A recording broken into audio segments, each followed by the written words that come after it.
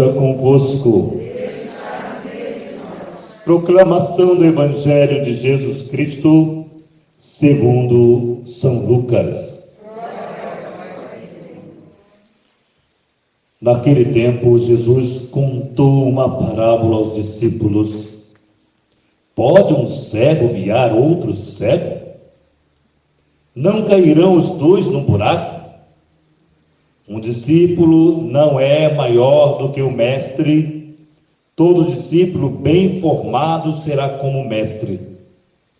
Porque vês tu o cisco no olho do teu irmão e não percebes a trave que há no teu próprio olho? Como pode dizer ao teu irmão: irmão, deixe-me tirar o cisco do teu olho, quando tu não vês a trave no teu próprio olho?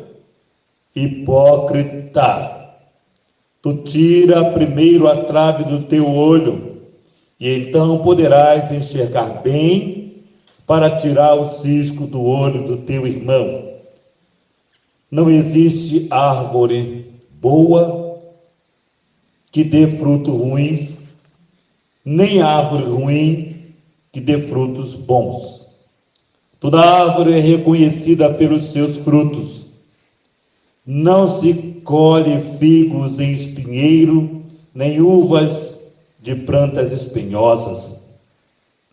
O homem bom tira coisas boas do bom tesouro do seu coração, mas o homem mau tira coisas más de seu mau tesouro, pois sua boca fala do que o coração está cheio.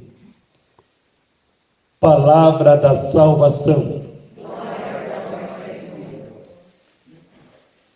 Amados filhos, queridas filhas, hoje a palavra de Deus quer fazer uma cirurgia no nosso interior, lá onde ninguém pode entrar, ninguém pode visitar que não seja você e Deus. Somente você e Deus. E aí vai nos falar a primeira leitura belíssima, que vai mostrar no livro do Eclesiástico. E é um livro muito interessante, que foi escrito 200 anos antes de Cristo. Contudo, tem muito ensinamento para nós. E vai mostrar como conhecer o outro. Como conhecer a outra pessoa. A gente conhece o outro a partir do que ele fala. A experiência de conhecer o outro. Então é importante ouvir o outro para conhecer o outro. Conhecer o pensamento do outro, o que ele pensa sobre isso, sobre aquilo outro. Isso vai formando em nós um caráter do meu pensar sobre você. Na medida em que eu vou me lidando com você, eu digo: olha, fulano tem uma vida, fulano é santo. Por quê? Porque eu convivo com fulano. Eu posso dizer: fulano não é tão santo. Por quê? Porque eu conheço o pensamento. Então, a fala, o que falamos, constitui o nosso interior. Por isso é importante o livro do Eclesiástico dizendo que a conversa do homem prova o quanto ele é, ou está baseado, ou em que ele está baseado. Quando eu fazia filosofia, quando eu estudava filosofia, eu gostava de quando o professor falava de um pensador, sem desmerecer o pensador, porque o papel da filosofia é de nos levar um questionamento, não se sentir satisfeito com a resposta e buscar a fundo mais a resposta. Esse é o papel da filosofia. E quando eu me deparava com um pensador e que eu não me identificava muito, principalmente, como é livro, como alguém já falou sobre esse pensador, eu ia no final da vida dele. Como é que foi o final da vida daquele pensador? Se aquele pensador sustentou aquilo que ele dizia, aquilo que muitos debruçavam e muitos seguiam aquilo que ele dizia. Nietzsche, por exemplo, final da vida de Nietzsche que matou Deus. E quantos seguiam o raciocínio de Nietzsche e no final da vida morreu louco, comendo, com desculpa pela palavra, merda. Então, veja bem, sustentar o teu pensamento. Por isso que nós precisamos do Mestre. Jesus, que sustentou tudo que ele disse. Quando ele dizia perdoar, ele perdoava. Quando ele dizia amar, ele amava. Sustentar o nosso pensamento. Por exemplo, quando nós aqui nesse retiro, tendo a experiência de ouvir palavras do Dom Cipriano, nós percebemos que foi alguém que sustentou na sua vida o que acreditava. Quando nós olhamos a história dos santos, nós percebemos que elas sustentaram as suas palavras naquilo que elas acreditavam. Então nós somos chamados, nessa primeira leitura, a uma observância naquilo que outro fala, naquilo que outro acredita e até onde outro vai com aquilo que acredita. Nós estamos num tempo tão complicado politicamente falando. É a corrente A, a corrente B, a corrente C, e fica um chateado com o outro. Pessoas que hoje não são mais nossas amigas porque nós aderimos a A ou B ou C, que é um direito de cada um. Mas o pensamento do outro me traz desconforto. E aí fica aquela guerra, e que nós não sabemos para onde vai. Porque ai do homem que confia no homem.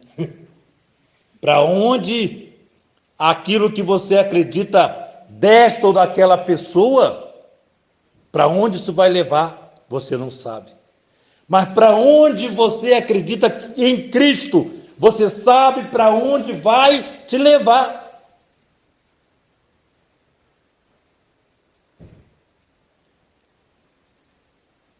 Por isso, o salmista diz: como é bom agradecermos ao Senhor. Porque agradecemos porque confiamos, porque a experiência que temos do Senhor é a experiência de confiança.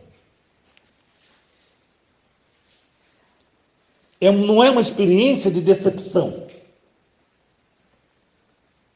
Não é uma experiência de contradição. É uma boa experiência. É uma experiência agradável. Por isso a carta de São Paulo aos Coríntios vai enaltecer em nossa vida e vai dizer: quando esse ser corruptível estiver vestido da incorruptibilidade, este ser mortal estiver vestido da imortalidade. É o Cristo que disse que no terceiro dia ressuscitarei, e no terceiro dia ressuscitou. Um corpo revestido da incorruptibilidade. Ou seja, a morte não deu a resposta final.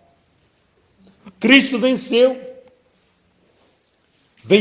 a morte, para que nós tivéssemos vida. O grilhão da morte é o pecado. Foi vencido por aquele que não pecou. E nele nós vencemos, porque cremos nele. Porque cremos. Por isso o Evangelho de hoje vai nos dizer, nessa palavra tão bonita, Jesus encontra exemplo tão interessante, quando Jesus conta essa parábola: pode um cego guiar outro cego? Não cairão os dois num buraco? E não é verdade? Mas a metáfora desse evangelho é mostrar que uma pessoa errada não pode conduzir outra pessoa. Porque uma pessoa que está no erro vai conduzir outro para o erro, ainda que ela acredite. Por exemplo, um drogado, uma pessoa que é drogada e sabe, e tem consciência do seu sofrimento, da sua angústia, da sua dor, sabe o quanto todos que estão em sua volta sofrem, mas ele leva outro para o mesmo caminho, ou seja, para a desgraça. Então o cego não pode conduzir o outro, porque ao tentar conduzir o outro, vai levá-lo para o buraco, vão cair os dois. E aí ele continua dizendo: irmão, pare de ficar olhando o cisco do olho do teu irmão. Nós somos profissionais nisso, né? Somos profissionais em olhar o erro do outro. Em olhar o erro do outro. Somos profissionais nisso. Temos doutorado, né? Somos mestre em olhar o erro do outro, porque não temos coragem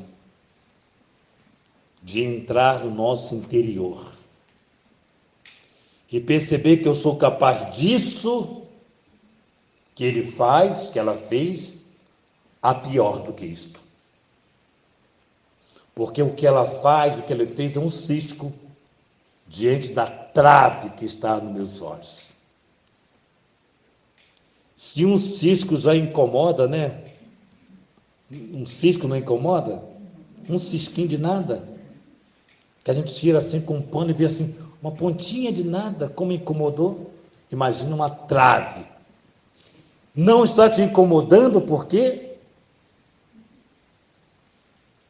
Porque nós queremos ver a imperfeição do outro, e quando queremos ver, não vemos.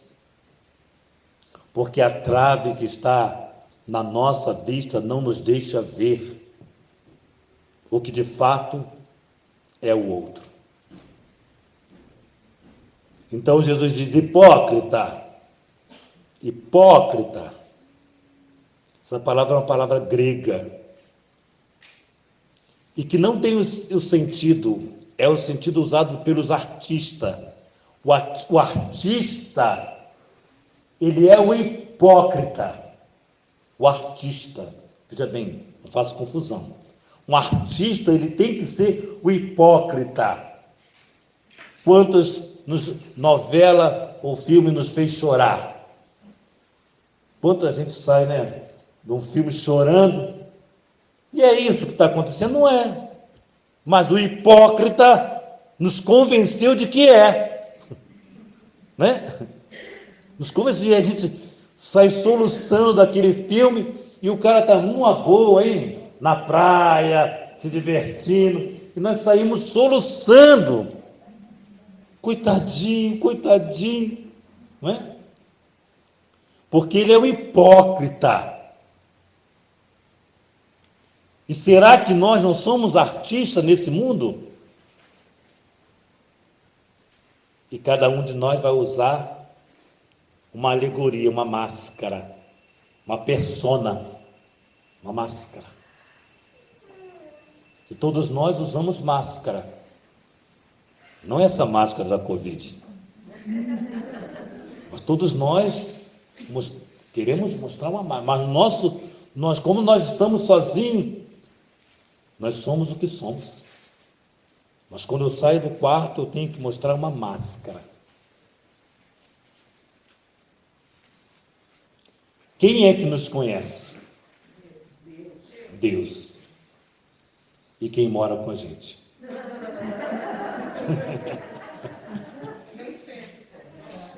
Sempre. Sabe por quê? Porque, por exemplo, na rua, nós usamos a máscara.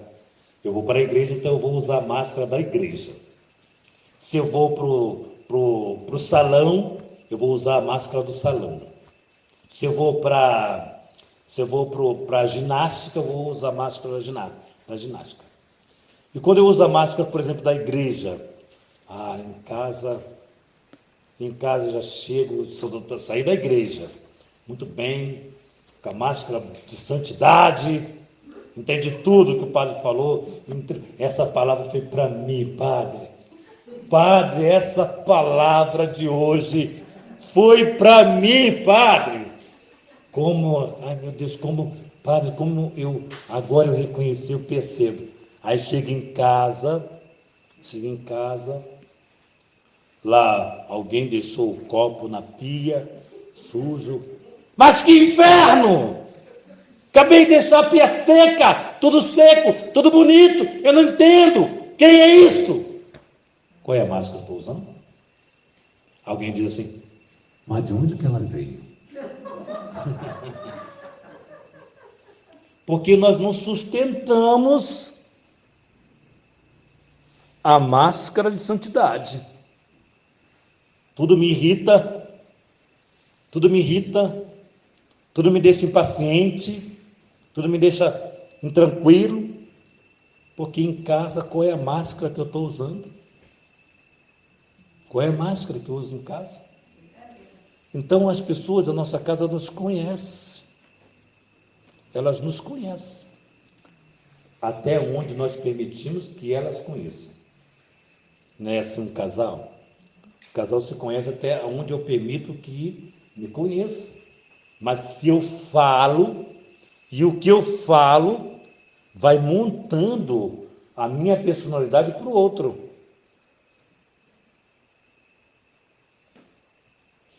Eu e minha irmã somos muito parecidos, muito parecidos. Até fisicamente, por isso que ela é linda. Até fisicamente, está muito parecido. Mas o meu cunhado dizia o seguinte, esses dias dizia assim, não, meu cunhado, você é o homem da paciência.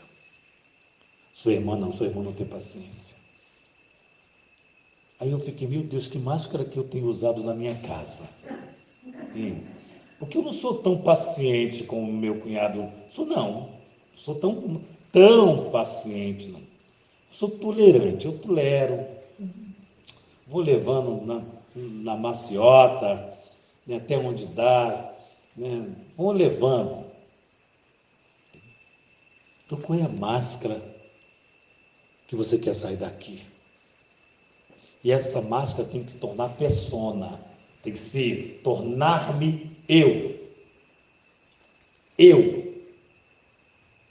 Quando eu vou me identificando e percebendo, e cada vez mais que a máscara na minha vida é Cristo, cada vez mais, cada dia mais essa máscara é Cristo, eu vou me tornando melhor. Porque, diz o texto aqui, o homem bom tira boas coisas do seu tesouro, do tesouro do seu coração. Vai tirar coisas boas. Por quê? Porque tem coisas boas nesse coração e ele tem cultivado coisas boas. Pois o homem mau, a mulher má, vai tirar coisas má do seu coração. Olha, a mulher reza o texto belamente, só vive rezando o texto, reza o texto, reza o texto, reza o texto. Ai, como lindo, reza o texto, que bonito. Mas, no entanto, na hora de ser fera, é fera, fera, fera. Contei eu a minha trajetória morando com as freiras, né? Que ela até se assustou com as freiras, né? Morei com as freiras, não, mas foi uma experiência bonita. Mas me fez crescer. Me fez crescer. Vou contar um pouquinho. Eu morava, a primeira experiência que eu tive com as freiras, de morar com as freiras, na primeira noite que eu dormi lá, as irmãs ou a irmã, naturalmente foi uma só, encheu o meu colchão de percevejo. Sabe o que é percevejo? Aquele negócio de grudar. De percevejo. Encheu o meu... Taxinha. Eu conheci como percevejo. Pois é, taxinha, né? Taxinha. Tem os dois, né? Pois é, gente. E depois outra experiência com as freiras. Quando eu fui almoçar ou jantar, não me lembro mais, eu falei para a irmã, o mar está doce. Ela falou assim, o quê? Como assim? Porque todo o sal está aqui no meu prato. Agora veja bem, amados irmãos, veja bem, experiência, foi experiência.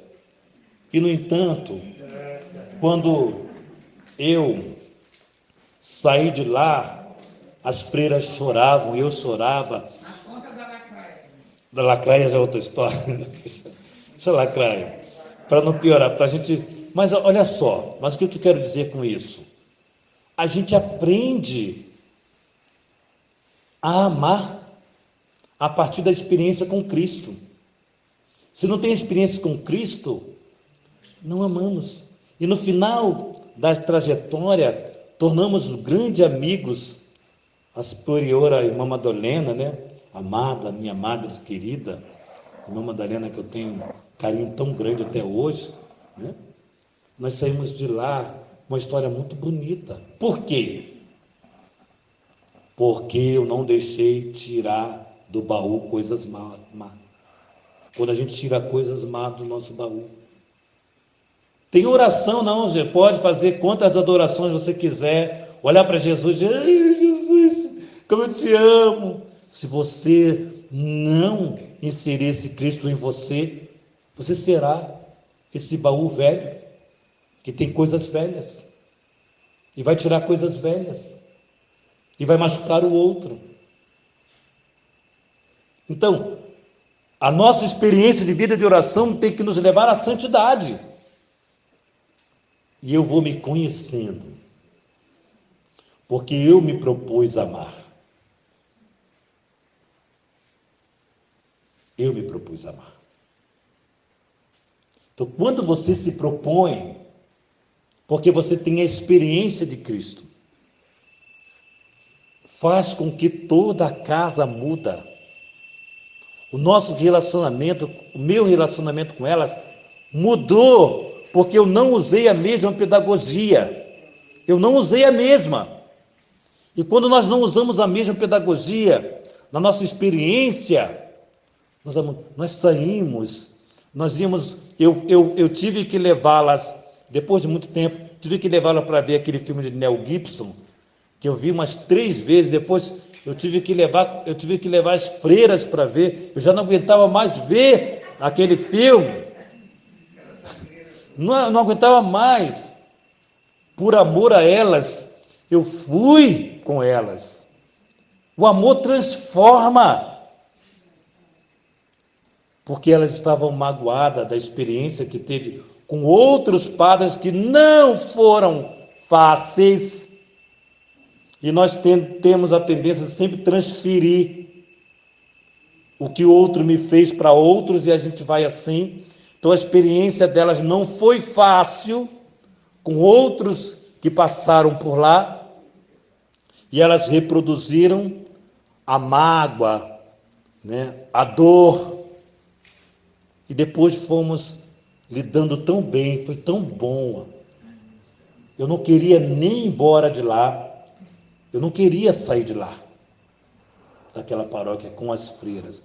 E eram elas que mandavam, o padre não mandava, não. Elas é que mandavam. A superiora mandava, e mandava mesmo, com autoridade, uma pessoa super organizada. Aprendi muito, aprendi para a minha vida sacerdotal, aprendi a organizar a vida pastoral com elas. Nós podemos tirar riquezas se queremos. Ah, porque ela fez isso, eu vou fazer isto. Ah, porque ela fez isso, porque ela é assim, então eu vou fazer isso. Vou ser assim. Tirar coisas boas, quem tem coisas boas. E quem tem coisa má vai dar coisa má. Porém, a experiência faz com que aquilo que é ruim em você, a experiência boa, doce, faz você se transformar. É isso. Nós precisamos dessa mudança. Nunca. A gente sente dor porque nós não somos de ferro. Nós sentimos dor. Ficamos magoados, sim, ficamos. Mas não use da mesma pedagogia do mal. Não faça isso. Não use. Não vá por esse caminho. Vai pelo caminho da docilidade. A irmã contava a experiência que ela teve com o sacerdócio. Eu fiquei apaixonado quando ela contava.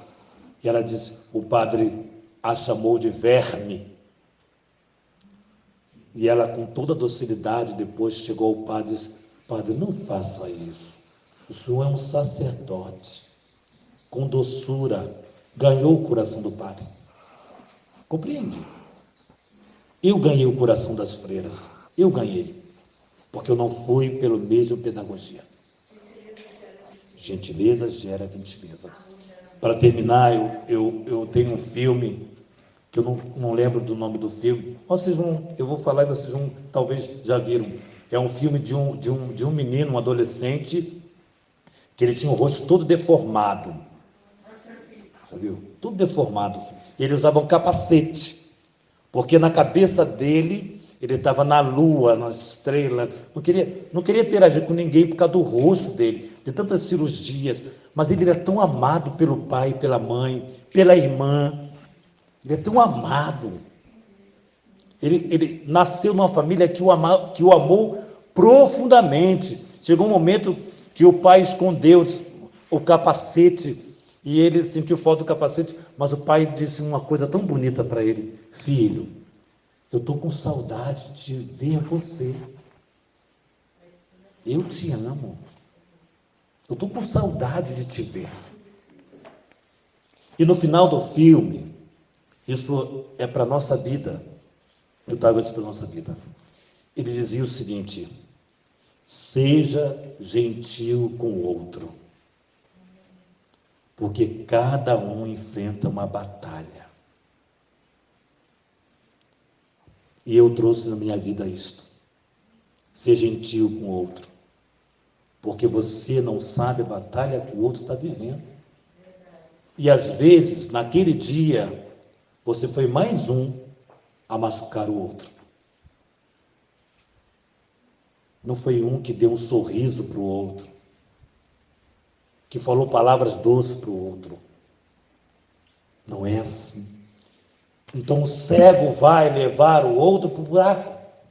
Quem ama, leva o outro para o amor. Quem é amargo, leva o outro para a amargura. Para a amargura. A palavra ressentimento, o que é? Repetir o sentimento. Então eu repito o sentimento ruim que eu tive naquele ano, naquela vez, naquele dia. Então, eu não posso ver uma freira que eu vou lembrar. Não, acabou. Acabou. Compreende? Eu não posso ficar vivendo do que foi dor, do que foi ruim, do passado ruim, da experiência ruim. O meu marido me traiu um dia e eu vou ficar vivendo sobre isso, e ele hoje é uma outra pessoa. Minha mulher me traiu e hoje ela é uma outra pessoa. Não posso ficar ressentindo, trazendo as feridas de volta, porque senão eu vou orientar outra pessoa a achar que casamento é ruim. Né? Que não é. Repetindo aquilo que falava. Ninguém tem que viver o meu sonho. Mas eu tenho que quebrar o meu sonho para sonhar junto com você. Amém? Amém? Louvado seja o nosso Senhor Jesus Cristo.